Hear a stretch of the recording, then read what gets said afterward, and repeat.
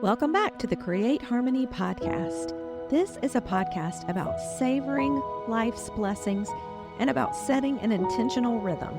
So together, we're going to learn how to use our imagination as a way of listening to God. And if you are looking for a place to raise your well-being, you can find it right here. And if you need to refresh your life, you'll probably find a lot here that you love. In this place, together, we'll take a few minutes to celebrate those everyday joys and to remind ourselves to notice and focus on goodness all around us. So I'm your host, Sally Burlington, and this is episode 82. And today's topic is wonder. So last spring, we had a discussion about different ways to cultivate joy and how to have more joy in our lives. And I said that I am not an expert on joy, but I've read a lot of books from a lot of different experts about happiness and joy, and that I had seen some tenets that sort of run throughout all of those discussions from those experts that need to be present in order to find sustaining joy.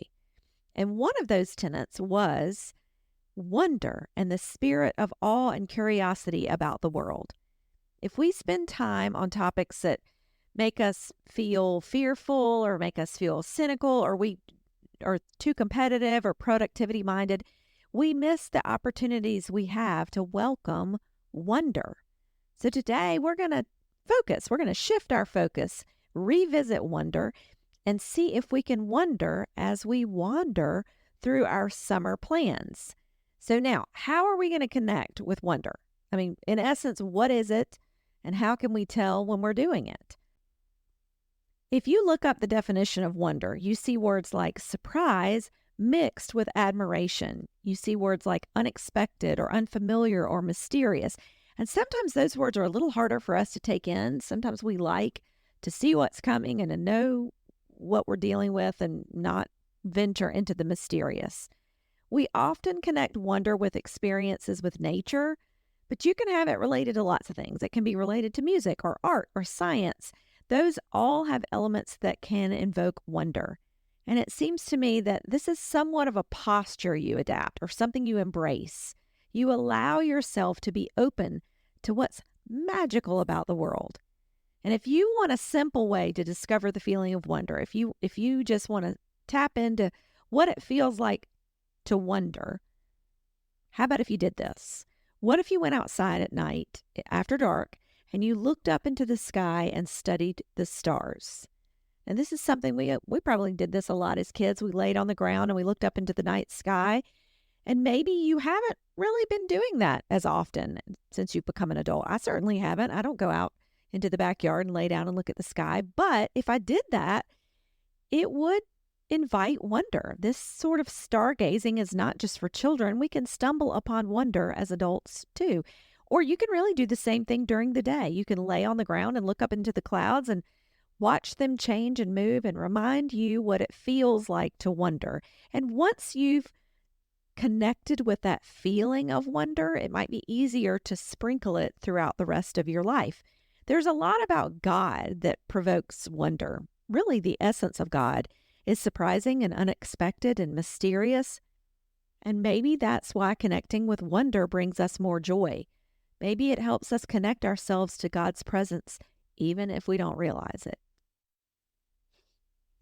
So how about this? What if we all became wonder watchers this summer? What if we were on the lookout for all sorts of different ways to wonder? And I challenge you to ask yourself this question: where can I practice the skill of wonder? What could I do that would draw me in to things like awe, things like curiosity, and wonder about the world? Maybe you want to make a list of ways you could wonder. Maybe you want to sit down and think through, how could I find wonder? Or maybe you want to talk to your family or your kids or your friends about how you could experience wonder as a group. You are your best expert, so I know you're going to find lots of ways to make it work in your life. But just put your focus on wonder and see if it invites joy. Now, for our closing today, I'm going to share a quote from C.S. Lewis, and it is called How to Avoid God. And it goes like this: avoid silence, avoid solitude, Avoid any train of thought that leads off the beaten track. Concentrate on money, sex, status, health, and above all, your own grievances. May it be so. Thanks so much for joining us today as we became wonder watchers, and good luck with spotting wonder in the world around you this week. We'll be back next week with some more ideas about peace and joy, and hope you'll join then too. And until next time, peace.